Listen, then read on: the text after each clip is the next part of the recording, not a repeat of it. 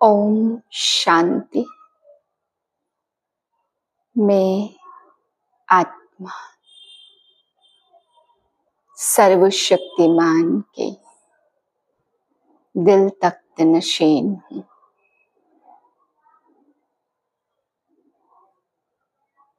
भगवान के दिल पर विराजमान हूँ।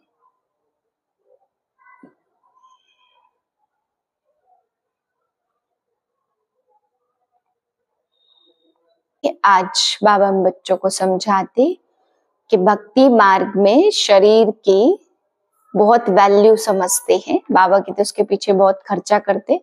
जब आत्मा शरीर छोड़ देती तो बाबा कहते उस खाल की क्या वैल्यू है। फिर बाबा समझा रहे कि श्री कृष्ण वहां पर सतयुग में कोई गौवे नहीं चराएगा। बाबा कहते उसके पास तो दूध भी हेलीकॉप्टर से आएगा, क्योंकि यह सभी कीचड़ पट्टी आदि श्री कृष्ण के महल के कोई सामने नहीं होगा। बाबा कहते बहुत दूर होगा, दूर से सब कुछ आएगा। फिर बाबा समझा रहे जैसी जैसी पढ़ाई होगी वैसा वैसा पद मिलता। बाबा कहते कुछ ट्रेटर बन पड़ते हैं, कुछ बहुत फर्स्ट क्लास बच्चे भी ट्रेटर बनते, कुछ थर्ड क्लास भी ट्रेटर। तो बाबा कहते दास दासिया भी तो वहां चाहिए ना। तो जो दास दासिया बनते हैं ऐसे नहीं वो वहां कोई श्री कृष्ण का दीदार कर पाएंगे, अंदर घुसेंगे ऐसा नहीं। बाबा कहते हैं जैसा उनका मर्तबा होगा उस हिसाब से वो चलेंगे। वो बार बार ऐसे श्री कृष्ण का दर्शन कर नहीं सकते। जो उनका कार्य होगा उस कार्य को करेंगे। फिर बाबा समझा रहे कि चारों सब्जेक्ट में दिल पसंद मार्क्स लेनी है तो बाबा के दिल तख्त पर बैठ सकते हैं। ऐसे नहीं किसी सब्जेक्ट में कम किसी सब्जेक्ट में ज्यादा। और फिर बाबा के आदि से अंत तक सारे सब्जेक्टों में अच्छी मार्क्स लेकर के बाबा के दिल तख्त नशीन बनना है। 8/10/2024 के महावाक्य हैं।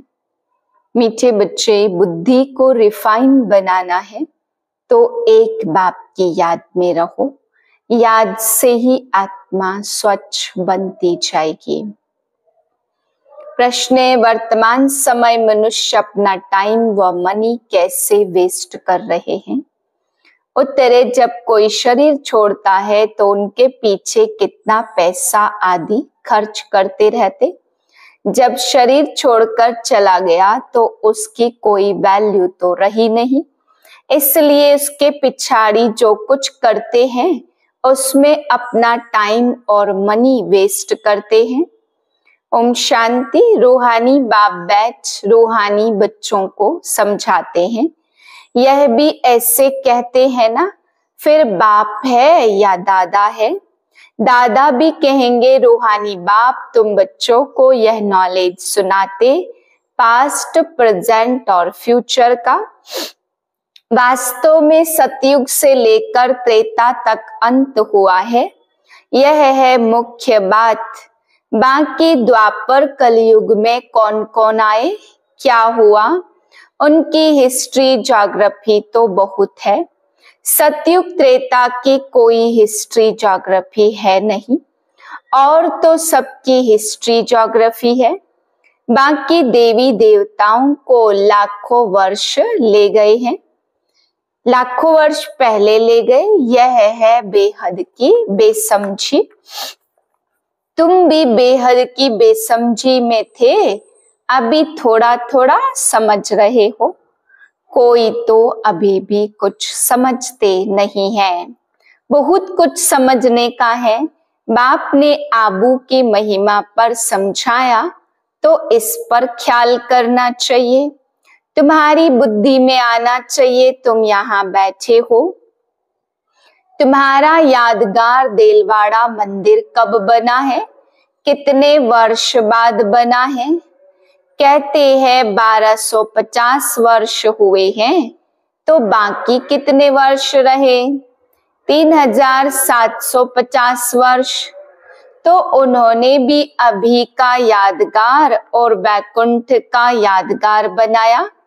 मंदिरों की भी कंपटीशन होती है ना, एक दो से अच्छा बनाएंगे।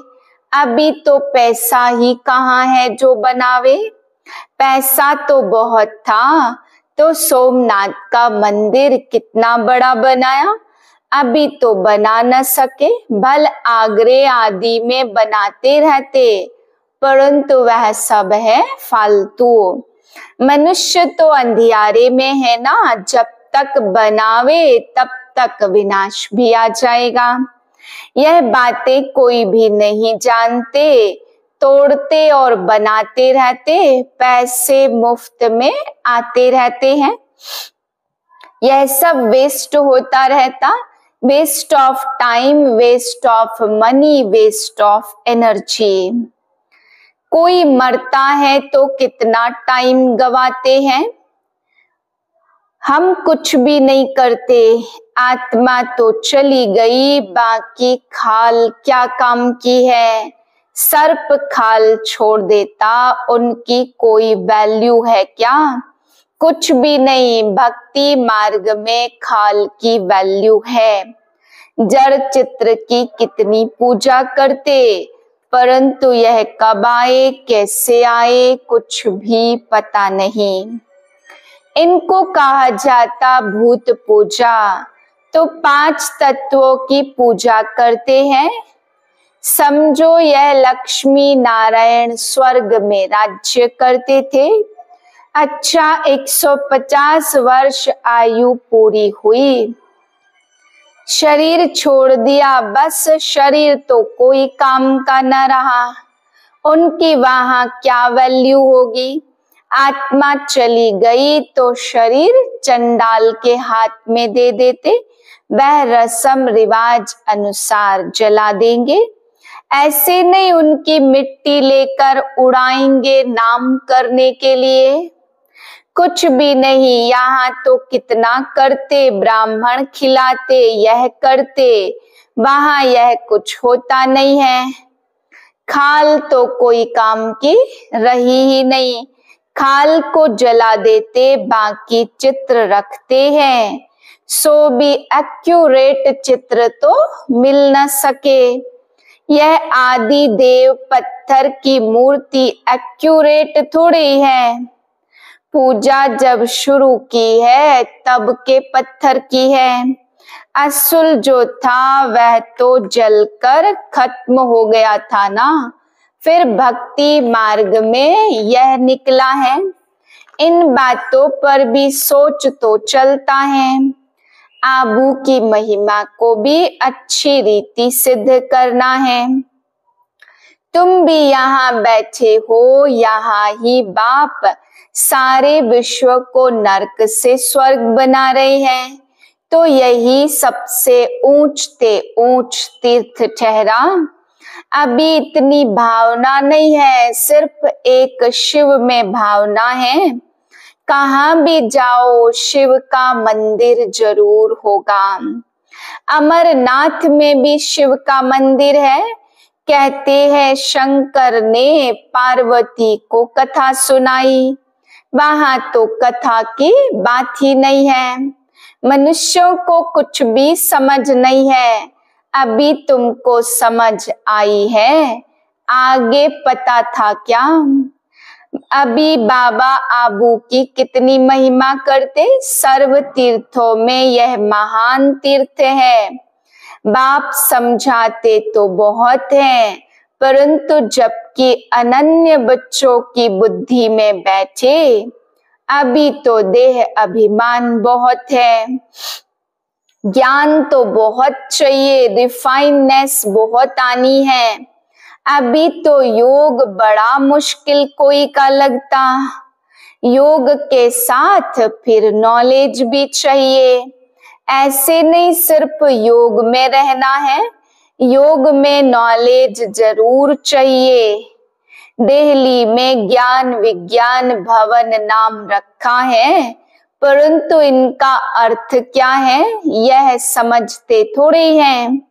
ज्ञान विज्ञान तो सेकंड का है, शांति धाम सुख धाम, परंतु मनुष्यों में जरा भी बुद्धि नहीं है। अर्थ थोड़े ही समझते। चिन्मयानंद आदि कितने बड़े बड़े सन्यासी हैं, गीता सुनाते, कितने उन्हों के ढेर फॉलोअर्स, सबसे बड़ा जगत का गुरु तो एक ही बाप है। बाप और टीचर से बड़ा गुरु होता है। स्त्री कभी दूसरा पति नहीं करेगी तो गुरु भी दूसरा नहीं करना चाहिए। एक गुरु किया उनको ही सदगति करनी है, फिर और गुरु क्यों? सतगुरु तो एक ही बेहद का है, सबकी सदगति करने वाला। परंतु बहुत हैं जो इन बातों को समझते नहीं हैं। बाबा ने समझाया यह राजधानी बन रही है तो नंबरवार तो होंगे, कोई तो रिंचक भी नहीं समझते हैं। ड्रामा में पार्ट ही ऐसा है। टीचर तो समझ सकते, जिस शरीर द्वारा समझाते उनको भी तो मालूम होगा ना। यह तो गुड़ जाने गुड़ की गोथरी जाने। गुड़ शिव बाबा को कहा जाता, वह सबकी अवस्था को जानते हैं। हर एक की पढ़ाई से समझ सकते कौन कैसे पढ़ते, कितनी सर्विस करते हैं, कितना बाबा की सर्विस में जीवन सफल करते। ऐसे नहीं इस ब्रह्मा ने घर बार छोड़ा है इसलिए लक्ष्मी नारायण बनते हैं। नहीं, मेहनत करते हैं। यह नॉलेज बहुत ऊंची है। कोई अगर बाप की अवज्ञा करते तो एकदम पत्थर बन पड़ते। बाबा ने समझाया यह इंद्र सभा, शिव बाबा ज्ञान वर्षा करते हैं। उनकी अवज्ञा की तो शास्त्रों में लिखा है पत्थर बुद्धि हो गए। इसलिए बाबा सबको लिखते रहते, साथ में संभाल से कोई को ले आओ। ऐसे नहीं विकारी अपवित्र यहाँ आकर बैठे, नहीं तो फिर ले आने वाली ब्राह्मणी पर दोष पड़ जाएगा। ऐसे कोई को ले नहीं आना बड़ी रिस्पॉन्सिबिलिटी है। परंतु ऊंचते ऊंच बाप है, तुमको विश्व की बादशाही देते हैं तो उनका कितना रिगार्ड रखना चाहिए। बहुतों को मित्र संबंधी आदि याद पड़ते, बाप की याद है नहीं तो अंदर ही गुटखा खाते रहते। बाबा समझाते यह है आसुरी दुनिया, अभी दैवी दुनिया बनती है। हमारी एम ऑब्जेक्ट है, यह लक्ष्मी नारायण बनना है। जो भी चित्र है सबकी बायोग्राफी को तुम जानते हो।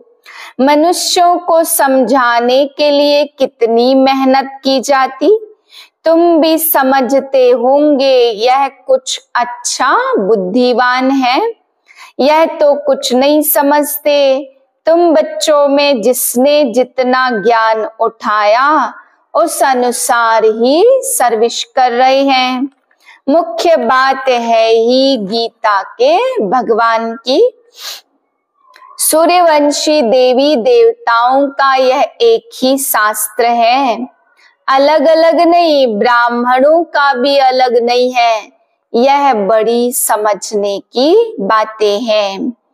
इस ज्ञान मार्ग में भी चलते चलते अगर विकार में गिर पड़े तो ज्ञान बह जाएगा। बहुत अच्छे अच्छे जाकर विकारी बने तो पत्थर बुद्धि हो गए। इसमें बड़ी समझ चाहिए। बाप जो समझाते हैं तो उनको उगारना चाहिए। यहाँ तो तुमको बहुत सहज है, कोई लौकिक कार्य व्यवहार हंगामा आदि नहीं। बाहर में रहने से धंधे आदि की कितनी चिंता रहती है। माया खूब तूफान में लाती, यहाँ तो एकांत लगी पड़ी है। बाप तो फिर भी बच्चों को पुरुषार्थ कराते रहते। यह बाबा भी पुरुषार्थी है, पुरुषार्थ कराने वाला तो बाप है। इसमें विचार सागर मंथन करना पड़ता। यहाँ तो बाप बच्चों के साथ बैठे हैं, जो पूरी अंगुली देते उनको ही सर्विसेबल कहेंगे, बाकी गुटखा खाने वाले तो नुकसान करते हैं और ही डिसर्विस करते, विघ्न डालते। यह तो जानते हो महाराजा महारानी बनेंगे तो उन्हों के दास दासियां भी चाहिए, वह भी यहाँ के ही आएंगे। सारा मदार पढ़ाई पर है, इस शरीर को भी खुशी से छोड़ना है। दुख की बात नहीं, पुरुषार्थ के लिए टाइम मिला हुआ है। ज्ञान सेकंड का है, बुद्धि में है। शिव बाबा से वर्षा मिलता, थोड़ा भी ज्ञान सुना, शिव बाबा को याद किया तो भी आ सकते हैं। प्रजा तो बहुत बनने की है, हमारी राजधानी सूर्यवंशी चंद्रवंशी यहाँ स्थापन हो रही है। बाप का बनकर अगर ग्लानि करते हैं तो बहुत बोझा चढ़ता है, एकदम जैसे रसातल में चले जाते। बाबा ने समझाया, जो अपनी पूजा बैठ कराते वह पूज्य कैसे कहला सकते हैं। सर्व का सदगति दाता, कल्याण करने वाला तो एक ही बाप है। मनुष्य तो शांति का भी अर्थ नहीं समझते। हठ योग से प्राणायाम आदि चढ़ाना उनको ही शांति समझते हैं, उसमें भी बहुत मेहनत लगती। कोई की तो ब्रेन खराब हो जाती। प्राप्ति कुछ नहीं है, वह है अल्पकाल की शांति। वह है ही अल्पकाल के लिए कागविष्टा समान। जैसे सुख को कागविष्टा कहते, वैसे वह शांति भी कागविष्टा के समान है। बाप तो 21 जन्मों के लिए तुमको सुख शांति देते। श्री कृष्ण को वहां सब देख न सके, भल दास दासियां होंगे, मर्तबे होंगे, परंतु अंदर थोड़े घुस सकेंगे। अब दुनिया को कैसे पता पड़े, यह सबसे बड़ा ऊंच तीर्थ है। दिलवाड़ा जैसा मंदिर शायद आसपास और भी हो, वह भी जाकर देखना चाहिए। कैसे बना हुआ है, उनको ज्ञान देने की भी दरकार नहीं, वह फिर तुमको ज्ञान देने लग जाएंगे। राय देते हैं ना, यह करना चाहिए, यह करना चाहिए। कहते हैं कहानी में शेर आया शेर आया, तुम भी कहते मौत आया, तो वह विश्वास करते नहीं हैं। परंतु मौत आना जरूर है, वहां कोई भी किचड़ा नहीं होता। यहाँ की गाय और वहां की गाय में भी बहुत फर्क है। श्री कृष्ण थोड़े गौवे चराता था, उन्हों के पास तो दूध भी हेलीकॉप्टर से आता होगा। यह कीचड़ पट्टी दूर रहेगी, सामने घर में थोड़े किचड़ा होगा। वहां तो अपरम अपार सुख है, जिसके लिए पूरा पुरुषार्थ करना है। कितने अच्छे अच्छे बच्चे सेंटर से आते, बाबा देखकर खुश होते। नंबरवार पुरुषार्थ अनुसार फूल है। फूल जो है वह अपने को भी फूल समझते। दिल्ली में भी बच्चे कितनी सर्विस करते हैं दिन रात। ज्ञान भी कितना ऊंच है। बाबा के पास सब समाचार आते हैं, कोई का सुनाते कोई का नहीं सुनाते, क्योंकि ट्रेटर भी बहुत होते। बहुत फर्स्ट क्लास भी ट्रेटर बन पड़ते, थर्ड क्लास भी ट्रेटर है।